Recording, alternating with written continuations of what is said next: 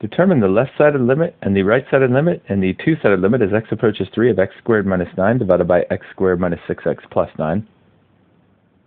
Each of these involves the limit as x approaches 3 of x squared minus 9 divided by x squared minus 6x plus 9. The first thing to do is try plugging a 3 in for each of the x's.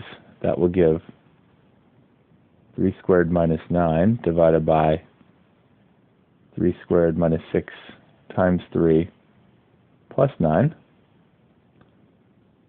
3 squared is 9 minus 9 divided by 3 squared is 9. And minus 6 times a 3 is a minus 18. And then plus 9. 9 minus 9 is a 0. 9 minus 18 is a negative 9 plus 9, which will be a 0. We have the 0 over 0 indeterminate form. This will need to be reworked due to that indeterminate form by factoring the numerator and denominator. The numerator is a difference of squares. It will factor to an x plus 3 and an x minus 3. The denominator will trinomial factor into an x. In x, we need two numbers that multiply to be a positive 9 and add to be the negative 6. Negative 3 and negative 3 will take care of that. We can now see the factor in the numerator and denominator that's making the 0 over 0. We can cancel an x minus 3. That does keep an x minus 3 in the denominator.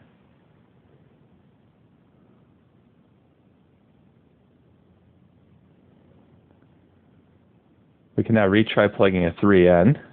That will give a 3 plus 3 over a 3 minus 3. 3 plus 3 is a 6 over 3 minus 3, which is a 0. The 0 in the denominator is not actually a 0 since x is only approaching 3. It never reaches 3. The limit result of a non-zero number divided by 0 will be a positive or negative infinity. The sign of the infinity often depends on the side the limit approaches from, so it will be necessary to work out each of the one-sided limits separately.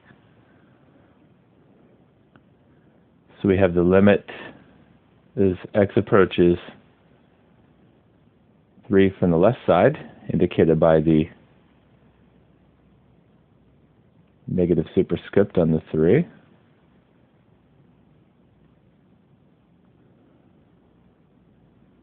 And the limit as x approaches 3 from the right side, indicated by the positive superscript on the 3.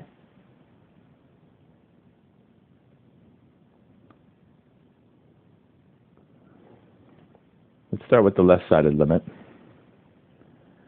It will be necessary to factor the denominator so we can see the factor that's making 0 in the denominator. But since we have a 0 over 0 indeterminate form, we will need to factor the numerator as well. We've already factored these, so we know the result of the factorization will be like so. And one of the x minus 3's can cancel, leaving limit as x approaches 3 on the left side of x plus 3 divided by x minus 3.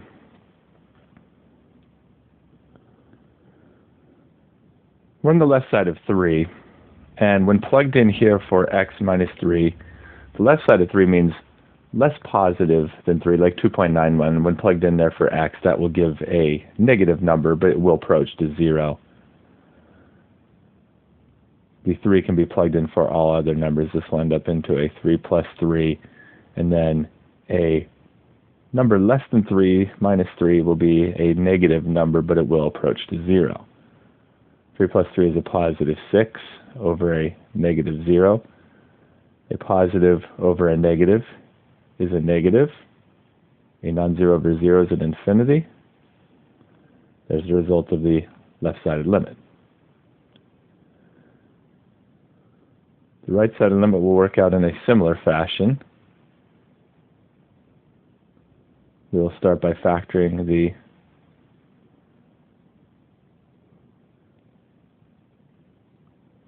numerator and denominator. Cancel factors out if possible.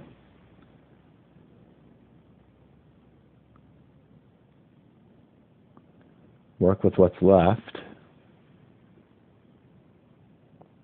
In the numerator, that will be 3 plus 3.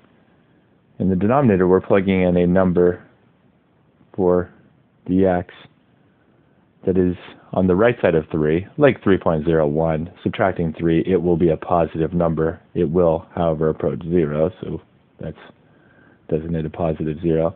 3 plus 3 is a positive 6 divided by a positive 0. Positive over positive is positive. A non-zero over 0 is an infinity. And there's the result of the right-sided limit. The two-sided limit depends on the results of the two one-sided limits. Since they do not match each other, the two-sided limit up here will be does not exist. And there's the results of the three different limits.